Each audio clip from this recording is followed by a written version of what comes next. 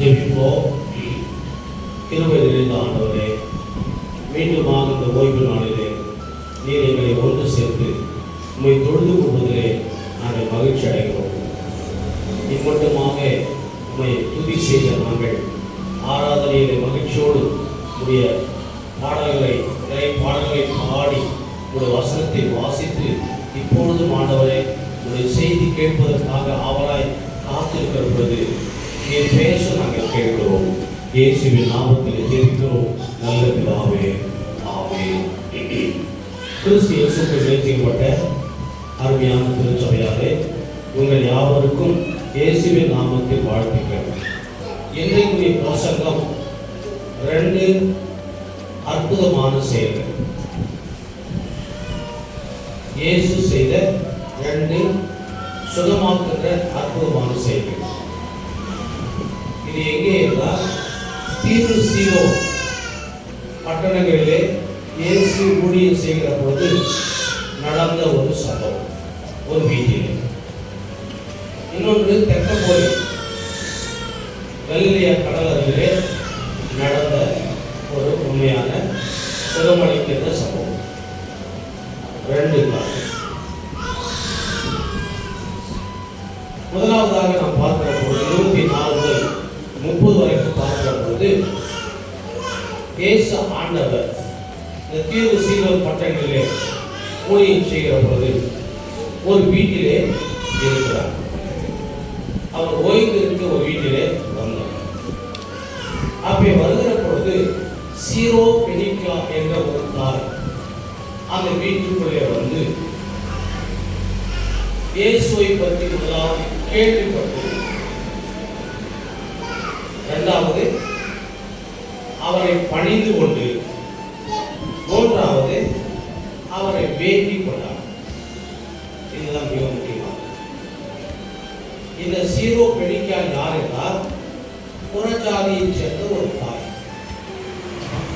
இயேசு கிறிஸ்து வாழ்ந்த போது யூதர்கள் இருந்தார்கள், புறஜாதியார் இருந்தார்கள், ஜென்டைல்ஸ். அடுத்ததாக கிரேக்கர்கள் வாழ்ந்தார்கள். எனவே அக்காலத்தில் யூதர்களுக்கும் கிரேக்கர்களுக்கும் பெரிய வித்தியாசம்.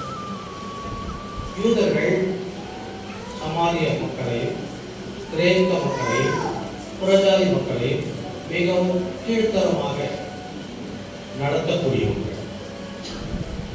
எனவே யூதர்கள் கூட்டமாய் இருக்கிற இடத்திலே எந்த கிரேக்க பெண்கள் வரக்கூடாது, எந்த புறஜாதி பெண்களும் வரக்கூடாது. எந்த புறஜாதி பெண்களும் கூட்டத்திற்குள்ளே வரக்கூடாது. அது மிகவும் அவமானம், கேவலம். என்று கேட்டால் யூதர்கள் புறஜாதியார் யூதர்களை அக்காலத்தில் என்ன கூடுவார் என்றால் நாய்கள் என்று கூடுவார். அவ்வளோ கீழ்த்தரமானவர்கள். அக்காலத்திலே 4 விதமான பேர் சொல்லி அவங்க கூடுவார். ஒன்று என்னன்னா ஜென்டைல் டாக்ஸ், புறஜாதி நாய்கள். அவங்க ஜாதி வச்சு பேர் சொல்லுது, ஜென்டைல் டாக்ஸ். 2வது இன்ஃபைடல் டாக்ஸ். இன்ஃபைடல் டாக்ஸ்னா துரோக நாய்கள் அப்படின்னு பேர். துரோக நாய்கள் அப்படின்னு என்ன? ஒரு வீட்டுக்குள்ள ஒரு பெண்ணாக வளர்த்தோம். குழந்தை சின்ன குட்டியிலிருந்து வளர்த்தோம். வளர்த்து நல்ல பருவம் வரும்போது அது என்ன செய்யும்? ஒரு ஆண் டாகோட போயிடும் வெளியே. அந்த வீட்டுக்கு அது போயிடும். அதே மாதிரி ஒரு ஆண் டாகை நான் வளர்த்து ஒரு பருவத்தில் ஒரு பெண் டாகோட வெளியே போயிடும். திருப்பி வரது. அப்போ என்ன சொல்லுவாங்க?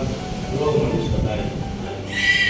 அந்த காலத்தில் இன்ஃபைடல் டாக் அப்படின்னு யூதர்கள் புறஜாதி மக்களை 2வது கூறுவாங்க. ஏன்னா புறஜாதி மக்கள் அவங்களுடைய பாரம்பரியம் வேற, இவங்களுடைய பாரம்பரியம், இவங்களுடைய கல்ச்சர் வேற, இவங்களுடைய கல்ச்சர் வேற. இவங்களுடைய கொள்கை உபதேசம் இவங்க எல்லாத்தையும் கலந்தவங்க, அதில் சேரவே மாட்டாங்க. அதனால டிவைடட் டாக்ஸ்.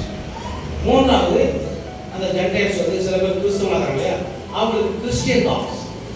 இயேசுவை வணங்கத்தால அவங்களுக்கு கிறிஸ்டியன் டாக்ஸ் சொல்லுவாங்க. நான்காவது பெட் டாக்.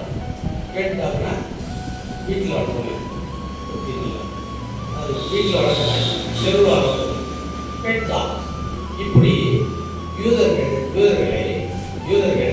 புறஜாதி பெண்களை ஆண்களையும் தரமான இருக்கும். அப்படிப்பட்ட காலம் பாவப்பட்டது. நம்முடைய அப்படி ஒரு காலத்தில் ஒரு 50 வருஷத்துக்கு மேலே இருந்துச்சு. ரொம்ப இருந்துச்சு. நாங்கள் டீ குடிக்க முடியாது.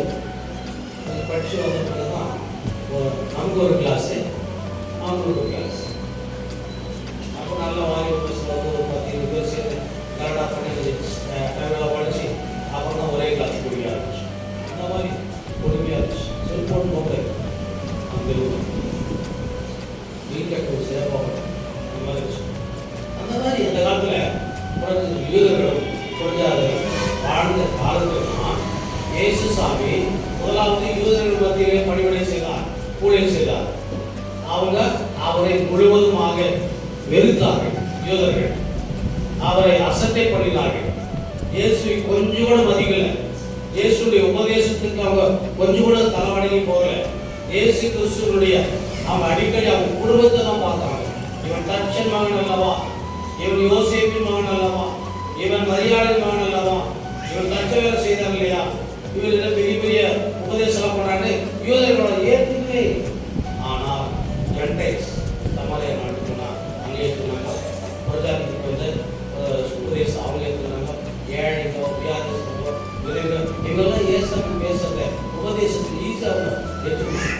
அந்த மாதிரி இந்த வேதத்துடைய பிரசங்க ஒரு பெண் வந்து ஏசாமி கிட்ட அவரை கேள்விப்பட்டு பாதத்தில் விழுந்து பணிந்து கொண்டார்.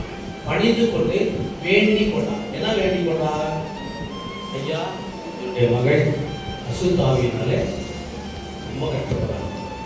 ஆகினால நீங்க கண்டிப்பா அந்த பிள்ளைகளுடைய அசுத்தாவியை விடுதலை அதை பொறுத்தணும் அப்படின்னு ஏசாமி வந்து அந்த தாய் கேட்கிறார். அவருடைய நியாயமான கேள்வி, நியாயமான பதில், நியாயமான விண்ணப்பம், நியாயமான ஜபம், அவனுடைய தேவை தான். ஆகவே அந்த அவமானம், அந்த கேவலம், அந்த வேதத்தாடு அதெல்லாம் நேராக பண்ண மாட்டாங்க. கொடுத்து எதுவுமே பொருட்படுத்த ஏசாமி என்ன சொல்றாரு? 26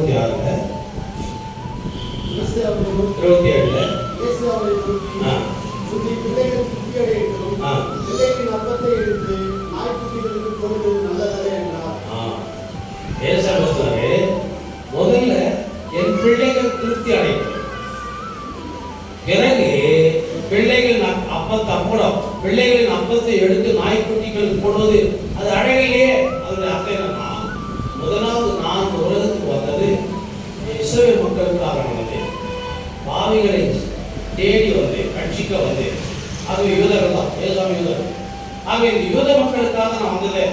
என் யூத பிள்ளைங்க தான் முதல்ல திருப்தி அடையணும். என்னுடைய உபதேசத்தை கேட்டு இந்த ஜீவன ஆகாரத்தை சாப்பிட்டு அவங்க முதல்ல திருப்தி அடையணும்.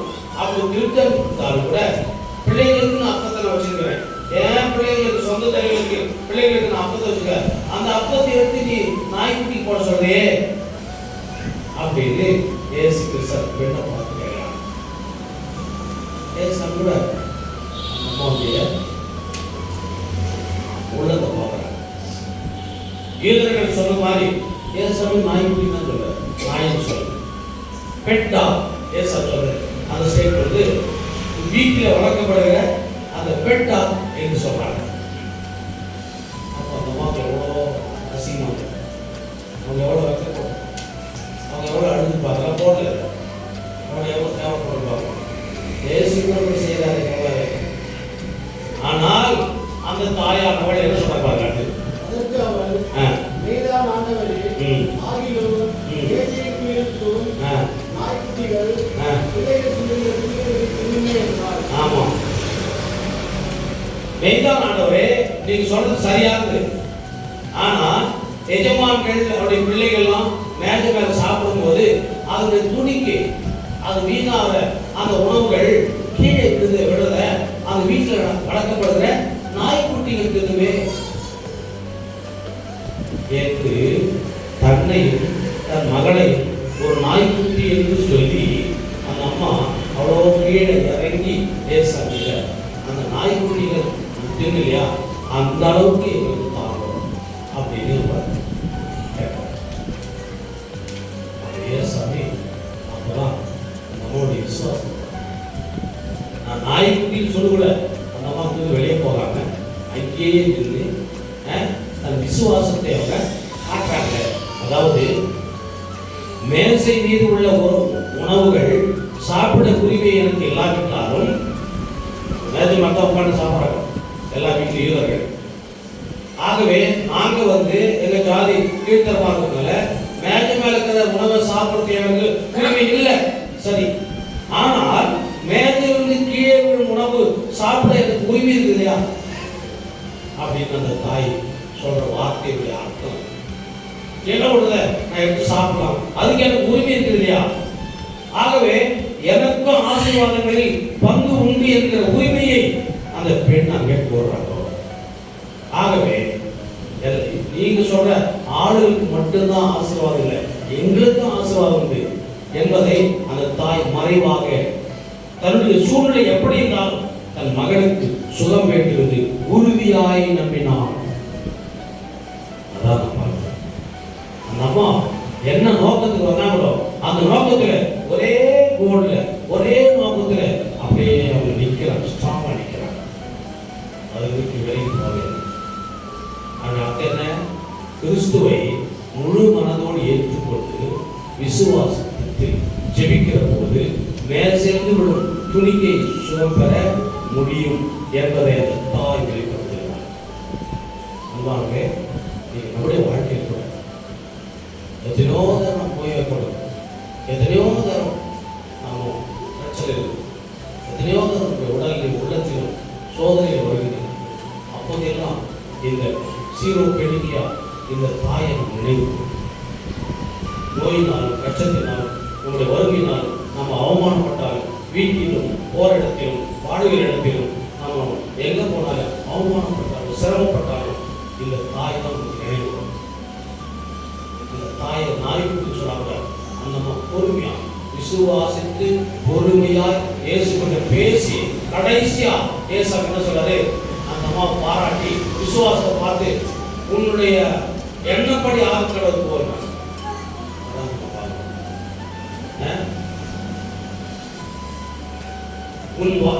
நீ சொன்ன அந்த வார்த்தை நிமித்தம் போகலாம், உன் பேர் உன் மகனை விட்டு நீங்கி போயிட்டு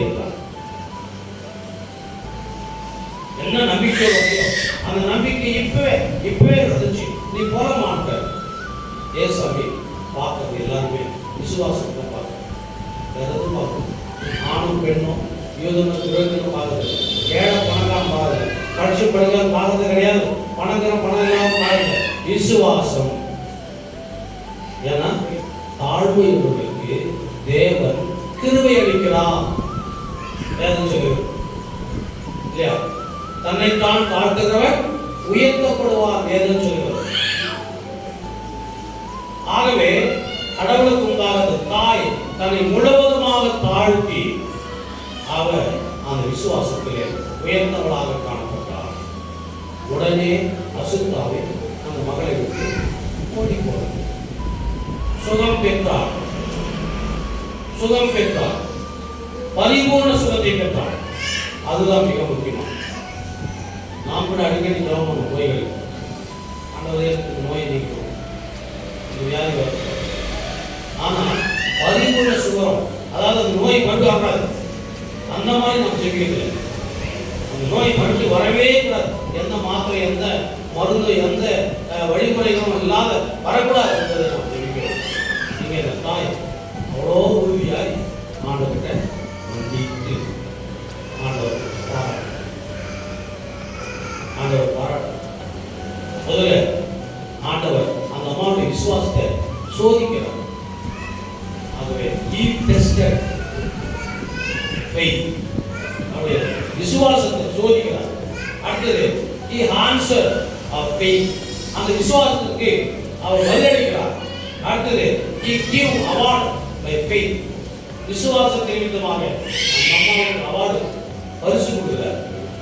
இந்த மூணு காரியங்களை இந்த பகுதியில் நாம் பார்க்கணும். சோதித்து பதில் கூறி சுகமளிக்கிறார். மூன்று காரியம். யாருக்கு? வைராக்கியமான விசுவாசமா இருக்கிற தாய்க்கு, மகளுக்கு இல்ல. மகளை கேட்கிறார். தாய் தன்னுடைய மகளுக்காக வைராக்கியமான விசுவாசம் இருக்கு. தேசம் போராடி ஜெபம் பண்ணி வேண்டிக் கொண்டு பணிந்து கொண்டு அந்த அம்மா சுகம் பெற்றாங்க. நீங்க நமக்கும் இந்த சத்தியம் மிக தெளிவாக எடுத்து சொல்லுங்க. நாமும் அவர்கிட்ட போராடி நம்முடைய வியாதிகளுக்கு சுகம் பெற முடியும் என்பதை இது மிக தெளிவாக ஆண்டவர் சொல்லுகிறார். ஆகவே ஆண்டுடைய தெய்வீக பேச்சு, ஆண்டுடைய தெய்வீக சுகம், ஆண்டுடைய தெய்வீக வல்லமை, தெய்வீக அன்பு, இது எல்லாம் சேர்ந்து அங்க சொல்லப்படும். கிரியை சாதாரணமான எட்டவண்ட செய்யல. யாருக்குமே எட்டவண்ட சுகம் கொடுக்கல. யார் வராங்களோ, யார் கேட்கிறாங்களோ, யார் பணிந்து கொள்கிறாங்களோ அவங்களுடைய நம்பிக்கையை, அவருடைய உள்ளத்தை, அவருடைய ஆழத்தின் உள்ளத்தை பார்த்து, விசுவாசத்தை பார்த்து தான் அற்புத அடையாளம் செய்கிறார். ஒவ்வொரு இடத்துலையும் நீங்க பைபிள் எங்கன்னா படிச்சுவாங்க. டாக்டர் இப்பெல்லாம் பார்த்த உடனே சும்மா செய்து கொடுப்போம். சும்மா என்ன வந்து இல்லைன்னா டாக்டர் என்ன பண்ணாங்க, திட்டுவாங்க. கண்டது சாப்பிட்டு அப்புறம் யாராவது வந்து எனக்கு பிபி இருக்குது, எனக்கு சுகர் இருக்குது, எனக்கு கொலாஸ்ட்ரால் இருக்குது, எனக்கு முட்டி வலி, எனக்கு அந்த வலின்னு சொல்லுவீங்களா? அப்புறம் யாராவது டாக்டர் திட்டுவாங்க. ஏன் சார் அப்படி இல்லை? நோயாளிகளுடைய குற்றவாளியை ஏன் சார் பார்க்கறதில்லை? ஆனால் இப்போ டாக்டர் நோயாளிகளுடைய குற்றத்தை பார்ப்போம். அவங்க செஞ்ச தவறுகளை சொல்லி நம்ம ரொம்ப பேசுவோம். ஆனால் இந்த டாக்டர் இல்லை, நோயாளியுடைய பாவத்தை பார்க்கல, நோயாளியுடைய தவறுகளை அவங்க பார்க்கல, கண்டிக்கல, விசுவாசத்தை பார்க்கல. இது ஃபர்ஸ்ட் பார்ட். செகண்ட் பார்ட், தக்கப்போலி கலிலியா கடற்கரை ஒரு இடத்துல ஒரு மனுஷங்கிறான். அவன் வாயும் பேசக்கூடாது, காதும் கேட்கக்கூடாது. அப்போ ஜனங்கள் அனுப்புறாங்க. அப்போ கேட்கறாங்க, நம்ம பேச வைக்கணும். அப்போ ஏன் சொன்ன 5 காரியம். ஒன்று, அந்த மனுஷனை ஜனக்கூட்டத்திற்கு தனியே அதை கொண்டு போனார். ஒன்று. இரண்டாவது, தன்னுடைய விரல்களை அவன் காதுகளில் வைத்தார். நல்லா கவனிக்கணும். பேயை பத்தது ஒரு மெத்தடு. எங்க செவிடனை பேச வேண்டியது, காது கேட்க செய்யுது, இது ஒரு மெத்தடு. தனியே கொண்டு வர டாக்டர் எப்படி ஆபரேஷன் தனியாக கொண்டு வராரோ அந்த மாதிரி இவன் ஜனக்கூடத்தை மத்தியில் தனியாக கொண்டு வராரு. அப்புறம் டாக்டர் அவரை வச்சு பார்க்குறாரு, தோண்டி பார்க்குறாரு. அந்த மாதிரி இவரு தன்னுடைய கை தான் ஸ்டெத்தஸ்கோப், கையை விரல் வைக்கிறார். கை விரல் அவனுடைய காலை. அடுத்தது உமிழ்ந்தா தரையில விழுந்தாங்க. உமிழ்ந்தா அது எப்படி? அவன் நாவை தொட்டார், நாவை தொட்டார். அது ஒரு மெடிசன். நீங்க தெரிஞ்சுக்கிறீங்க. இப்போ ஒருத்தருக்கு திடீர்னு ஹார்ட் அட்டாக் வருது. ஹார்ட் அட்டாக் வந்துச்சா டெஸ்ட் பண்ணது எப்படி தெரியுமா? கை தூக்கி பார்ப்போம், கை தூக்கி பார்க்கணும். தூக்கலனாக்கா அது ஹார்ட் அட்டாக். ஒன்று. பேசினே இருக்கணும். பேசினே இருக்கும்போது நாக்கு சுழஞ்சாக்கா ஹார்ட் அட்டாக் தான். 2 ஆக்ஷன். கை தூக்க முடியல, அவர் பேச வச்சுட்டே இருக்கணும். பேசும்போது நாக்கு சுழஞ்சாக்கா இந்த 2 ஆக்ஷன், கையை தூக்க முடியல, நாக்கு சுழறதுக்கு ஹார்ட் அட்டாக். நல்லா கவனிக்கும். எனக்கு தெரியல. அந்த நேரத்தில் என்ன பண்ணணும்னா, தண்ணி ரொம்ப ஆடக்கூடாது, ஃபேன் போடணும், தூரம் போயிடணும். அந்த நேரத்தில் என்ன பண்ணா, கடையில் ஒரு மாத்திரை வைக்கிறாங்க. நீங்கள் வந்து வேலுக்கு சபந்த டாக்டர் போனாக்கா ஒரு அட்டை கொடுத்தாரு, சின்ன மாத்திரை. அந்த மாத்திரை என்ன பண்ணால் நாங்கள் தூக்கிட்டு வச்சுட்டாக்கா இந்த ஹார்ட் அட்டாக் வந்தவரை 3 மணி நேரம் அது தாங்கும். அது நேராக எங்கே போகணும், சிஎம்சிக்கு அல்லது மருத்துவமனைக்கு அது போகிறது வரைக்கும் தாங்கும். நாக்கில் வைக்கணும், சின்ன மாத்திரை. ஒரு 50 ரூபா கொடுத்தாக்க 10 மாதம் வரும். அது எல்லாரும் வீட்லையும் வாங்கி வச்சு ஏசாமி காலி அந்த உண்மையை எடுத்து அவரை நாக்க போடுறார். நாக்க தொடுத்து வானத்தை அண்ணாந்து பார்த்தார். வானத்தை அண்ணாந்து பார்த்தார். என்ன சொல்றாரு? பெருமூச்சு விட்டு எப்பதா என்று சொன்னார். அப்படி சொல்லி அவர் விட்டு பெருமூச்சு விட்டு எப்பதா என்றார். அதே போல கெத்செமனே தோட்டத்துல அவர் ஜெபிக்கும் போது பெருமூச்சுகள் ரத்த வேலை சிந்தும்படியாக அவர் பிதாவே என்று இந்த பாத்திரம் என்னை விட்டு நீங்க கூடுமானால் என்று அங்க பெருமூச்சு விட்டார். சிலுவையில பெருமூச்சு விட்டார். பெருமூச்சு விட்டார். எப்பதா என்று சொன்னார். அவர் அர்த்தம் என்ன? திறவுண்டு போகும். செவி அடைக்கப்பட்டிருக்கிறது. அவர் கையை டச் பண்ண உடனே அவர் கை நாக்க டச் பண்ண உடனே திறக்கப்படுகிறது. நாவின் கட்டிகள் திறக்கப்படுகின்றன. செவியின் கட்டிகள் திறக்கப்படுகின்றன. இயேசு உடனே சுகப்படுத்தினார். அவன் பேசினான். அவன் காது கேட்கப்பட்டது. அவன் நாக்கு தெளிவாய் அவன் பேசினான். இது இயேசு செய்த இரண்டாவது சுகமாக்குகிற அனுபவம். அன்பானவர்களே, Jesus very good doctor, specialist doctor. ENT இருக்காங்க. அதனால ஏசாமி ஒரு இஎன்டி டாக்டர். நல்ல குட் சர்ஜரி. எந்த இன்ஸ்ட்ருமெண்ட் இல்லாம அவர் கையே இன்ஸ்ட்ருமெண்ட், அவருடைய வார்த்தையே இன்ஸ்ட்ருமெண்ட். இந்த வார்த்தை கை வரவில்லை. அன்பானவர்களே, அந்த வார்த்தையும் அவருடைய கரங்களும் இன்னைக்கு நம்ம மேல படும்போது, உங்க மேல படும்போது கண்டிப்பாக அற்புதம் நடக்கும். கண்டிப்பாக கடவுள் சோகம். அந்த அளவுக்கு விசுவாசம், அந்த அளவுக்கு வைராக்கியமான நம்பிக்கை இருக்கணும். இந்த பொண்ணவாய் அவன்கிட்ட ஒன்றுமே பேசல. அவர் போனதவன் சொல்றாங்க. அங்கே ஒரு பெரிய அற்புதத்தை ஆண்டவர்களே நடைபெற்று. ஆகவே இந்த ரெண்டு குணமாக்குற காரியங்களை இயேசுவின் கருணை, இயேசுவின் அன்பு, இயேசுவின் இரக்கம், இயேசுவின் வல்லமை அங்கே காணப்படுகிறத நாம் பார்க்க முடிகிறது. ஆகவே ரெண்டு பேருக்குமே பரிபூர்ண சுகத்தை கொடுக்கிறாரு. இயேசுவின் வாழ்க்கையில எப்பவுமே நல்ல செயல்களை செய்தார், நல்லதை செய்தார், நன்மையானங்களை செய்தார். எப்படி உலகத்தை படைக்கும் போது எல்லாவற்றையும் படைச்சு நல்லதுக்கு நல்லது கண்டாரோ, அதுபோல் ஏசாமி கூட எல்லாருக்கும் நல்லவைகளை செய்தார், நல்லதை செஞ்சார், நன்மையானவைகளை செய்தார். யாக்கோபு 1:17 படிங்க. யாக்கோபு 1:17. யாக்கோபு 1:17.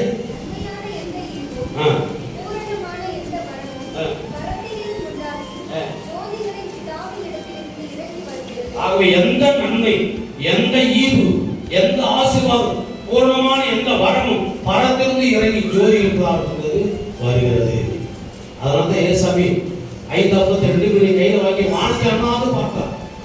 சிலுவையில் வானத்தை அண்ணாந்து பார்த்தார். கெத்செமனே தோட்டத்தில் வானத்தை அண்ணாந்து பார்த்தார். பத்திமியும் கண்கூடாய் வானத்தை அண்ணாந்து பார்த்தார். இங்கேயும் கூட வானத்தை அண்ணாந்து பார்த்து எப்பதா என்று சொன்னார். அன்பானே, இன்னைக்கு எப்பதா நியாயம். நீங்க வரக்கூடாது. எப்பதா நியாயம். நாம் இனிமேல் ஜாப் பண்ணுறது கூட இந்த வார்த்தையை, இந்த வல்லமையான வார்த்தையை நம்முடைய நாவிலே பயன்படுத்த வேண்டும். யாருக்கு ஜாப் பண்ணாலும் எப்பதா சொல்லுங்க. விசுவாசம் ஆண்டவர் குணமளிப்பார். இது ஒரு நம்பிக்கை, இது ஒரு விசுவாசம், இது குணமாக்குற மரங்கள். எப்பதா நியாயம். நீங்க ஆண்டவர் குணமளிக்கிறார், நீங்க ஆண்டவர் சக்தி அளிக்கிறார். 1:18. யாக்கோபு 1:18.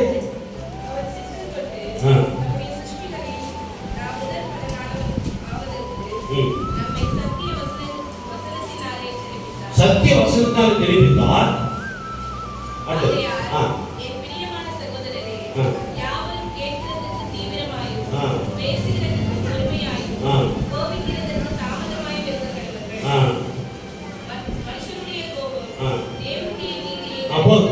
கடவுள் நம்மை படைத்தது வசனத்தினால். ஆதாமை ஏவாளை படைத்தது வசனத்தினால். நம்மை தாயின் கருவியில் உருவாக்கி வார்த்தையினாலே வல்லமையினாலே படைத்தார். நம்ம எல்லாம் மனுஷராக இருக்கிறோம். ஆனால் இந்த மனுஷனுக்கு நோய் வரும்போது அதே வார்த்தையினால தான் இன்னைக்கு சுகப்படுத்துறார். அது புரியுது நான் சொல்றது உங்களுக்கு. வார்த்தையினால் மனிதனை சத்திய வசனத்தினால் நம்மை ஜெனித்தார் இல்லையா, நம்மை உண்டாக்கினார். தாய் கருவியை உண்டாக்கி நம்மை இந்த உலகத்தில் பிறக்க முடியாச்சுட்டார். நமக்கு அந்த சரீரத்துக்கு நோய் வரும்போது வார்த்தையினால் தான் இன்னைக்கு ஆண்டவர் குணப்படுத்துகிறார் என்ற விசுவாசம். அன்னைக்கு எப்பதான் வார்த்தை சொல்லும்போதுதான் அவன் பேச ஆரம்பித்தான். அன்றைக்கு அம்மா உன் விசுவாசம் நினைக்கிறபடி ஆகணும்னு ஏசாமி சொன்ன உடனே அந்த பேய் ஓடிச்சு. ஆகவே இன்னைக்கு நாம் ஜெபம் பண்ணும்போது வசனத்தை சொல்லி வாக்குத்தத்தங்களை சொல்லி ஜெபிக்கும் போது கண்டிப்பாக ஆண்டவர் குணமளிக்கிறார், சுகமளிக்கிறார். காரணம், நாம் பிறந்தது வார்த்தையினால், வாழ்ந்து கொண்டிருப்பது வார்த்தையினால், குணமளிப்பது வார்த்தையினால், சுகம் பெறுவது வார்த்தையினால். வேற வழியே இல்லை. ஏன்னா ஏசாயா 63:5 வசனத்துல ஏற்கனவே சொல்லியிருக்கிறார். ஏசாயா இப்படியெல்லாம் செய்வார். 53:5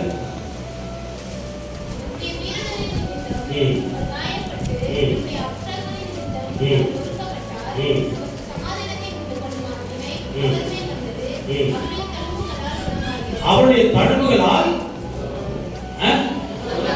குணமாகிறோம்.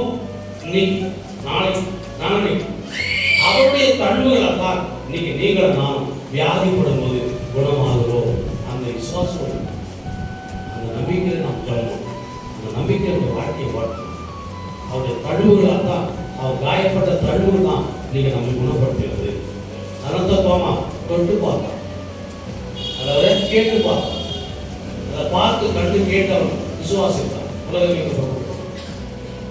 ஆகவே அவருடைய தழும்பு தான் இன்னைக்கு உங்களுடைய காயங்களை, உங்களுடைய வியாதிகள், என்னுடைய காயங்களை, வியாதிகளை சுகப்படுத்துகிறது.